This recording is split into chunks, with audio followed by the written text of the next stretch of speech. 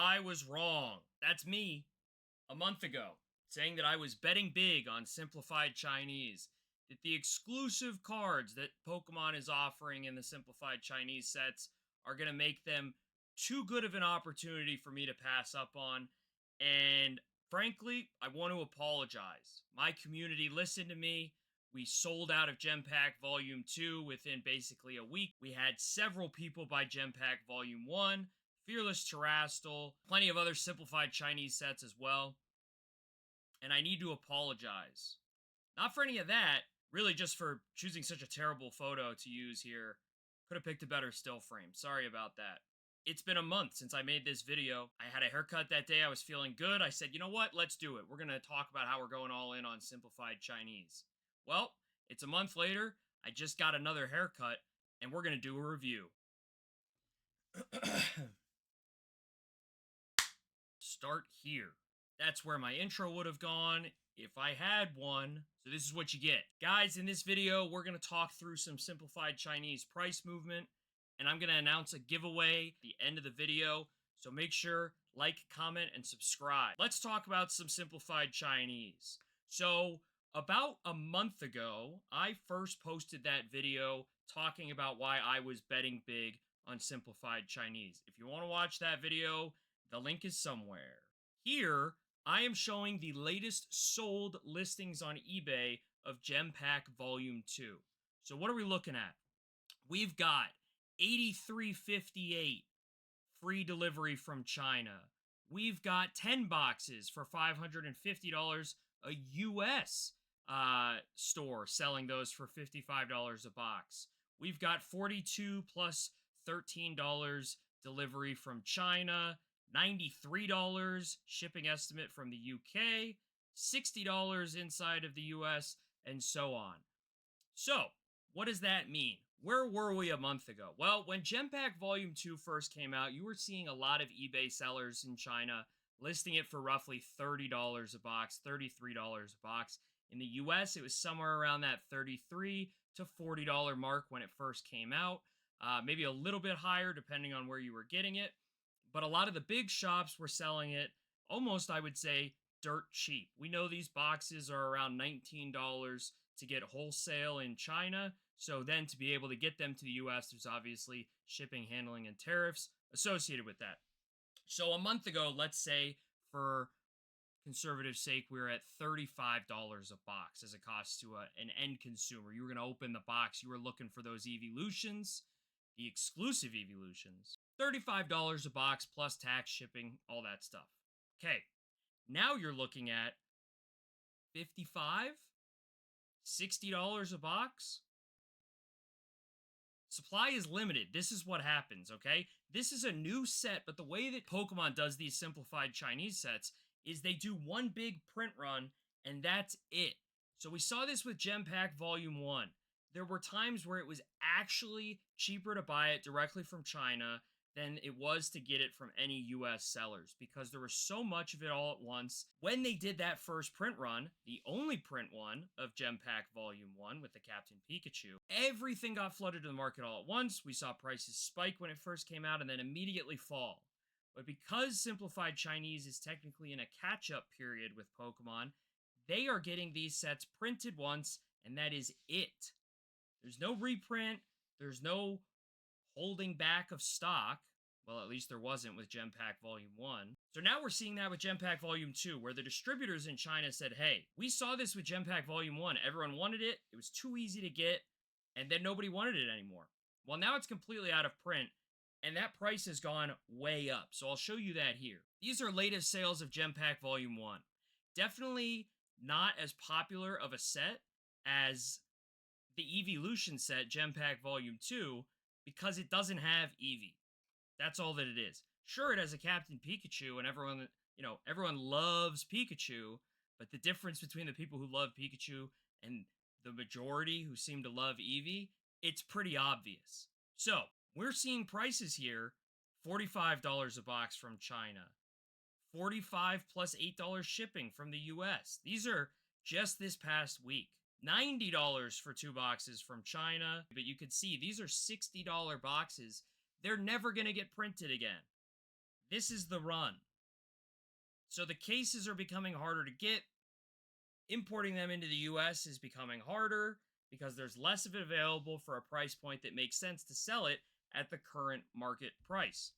Now, once that current market stock runs out and you no longer have people in the United States that are able to sell this for $40 or $45 a box, that next backfill of product is going to be a much higher price. And we're seeing that with Gem Pack Volume 2. And I'll tell you myself, the price that I paid and the price that I sold has now changed from my first order to this next order, where the follow on price that I'm paying is technically the same price that I was selling my previous boxes at.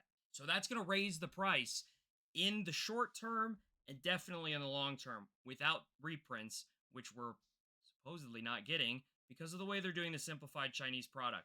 And the way that this worked out with Gem Pack Volume 1 was they held product back and then they slowly released it after Gem Pack Volume 1 fell off a cliff on the price level. With Gem Pack Volume 2, the Chinese distributors said we're only going to release a little bit at a time, and that spiked the price when the market dried up. When you weren't able to just buy on eBay easily, and this was about 2 weeks ago, there was a Friday to Saturday night. I sold out, and then I went on eBay to look at what had happened with the prices, and they had gone up 30% overnight. And now we're seeing Gem Pack Volume 1. This used to be a $23 box on eBay, shipped from China. Free shipping, $23 a box. Now we're seeing almost $60 a box. Gem Pack Volume 2, up 50% since its release. Enough rambling about the boxes. Mike, we get it. The boxes are more expensive. There's less of them. We understand supply and demand. Well, does it mean that people are just hoarding the boxes? Does it mean that demand is dried up and so nobody's really selling anymore? And because there's not demand, no. The demand is still there, and we're seeing it follow through not just with the sealed boxes or are people collecting and hoarding them, knowing that these print runs are short. No. We're seeing it with the singles as well. So let's take a look here. These are recent Captain Pikachu sales. So we're seeing these 250, 300 best offer, 200 buy it now over the last couple weeks. But let's go back and look at the very first sales when this set first came out. We're seeing $80, $100, $100, and then all of a sudden, we see this spike for the non-graded. Raw cards were at $200. The boxes become limited, and the singles go up to show in line with that. Okay, no more Gem Pack Volume 1. We get it. The supply is going away. The singles go up in line with that, and they'll level out at some. But what about some of the other sets that aren't the Gem Pack sets? Are we seeing this with 151 Journey? We all know that 151 Surprise is going to have the Gangachu getting to the United States hopefully in the next couple weeks. So let's take a look at 151. We've got recent sales of the Floating Pikachu exclusive artwork from 151 Journey. Recent sales, raw cards, $750, $615, $700, $630, upwards of $1,000, $600. Well, what was this card at when the set first came out? Well, let's go look. Original offers on this going back to April, $700, $650, $750, $400, $400, $400, $375. This is an $800 card now? Last sold $700, last sold $788, last sold $615. The prices are increasing on these sets. It's happening. Last sold $1,400 PSA 10. CGC 10's going for $1,000. Not even pristine, just gem mint. These cards are seeing a rise that is in line with the rise in the sealed product of Simplified Chinese. So, am I victory lapping? No, because the other part of this that I messed up is I said I was betting big. I should have been betting it all. Am I going to say that I'm going to do that next time? No. There's always certain risks involved, and just because I was right this time about this one microcosm of the entire Pokemon universe does not mean that I will be right the next time. But does it mean that I'm seeing a price increase on all Simplified Chinese products that have these exclusive cards? Yes, I absolutely am. Am I doubling down and saying now I really think that the Gangachu is going to be the most expensive card in the Scarlet and Violet era in any language.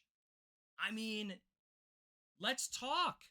Have we seen what's been happening with the Umbreon out of Prismatic? The more Prismatic that comes to market, the pack price stays the same, but we're seeing the singles price fall. Well, what happens with these limited print runs of Simplified Chinese with exclusive cards? Imagine if you could only get the Umbreon in English, you couldn't get it in Japanese. There wasn't going to be a future Simplified Chinese set that was going to have that card in it. Imagine if you could only get it in English. How expensive do you think that card would be? What would a pack of Prismatic be? That's what I'm saying when I talk about these exclusive cards. There is a reason that when the red Victini from Black and White came out and it was in Japanese only, and you could only get it from a tournament, and it was a limited run at first, those are $800. They were $1,000 right out of the gate. Well, now you can get that red Victini out of any Black and White pack in English. That's confirmed that you could pull them for Black Bolt or White Flare in English. That red Victini in Japanese is no longer exclusive, right? It's still a promotional card. It's going to have a limited population in Japanese. Absolutely. But it's going to have a completely different outlook in the next year, 2 years, even the next 3 months with how many people are going to be opening English Black and White packs. And I was already at a card show this weekend before Black and White has even come out where someone had one that they were submitting in English to PSA trying to be first to market. That's what type of game we're playing here when there's exclusive cards and how the market can change drastically if there's a change in the way that an exclusive card is treated.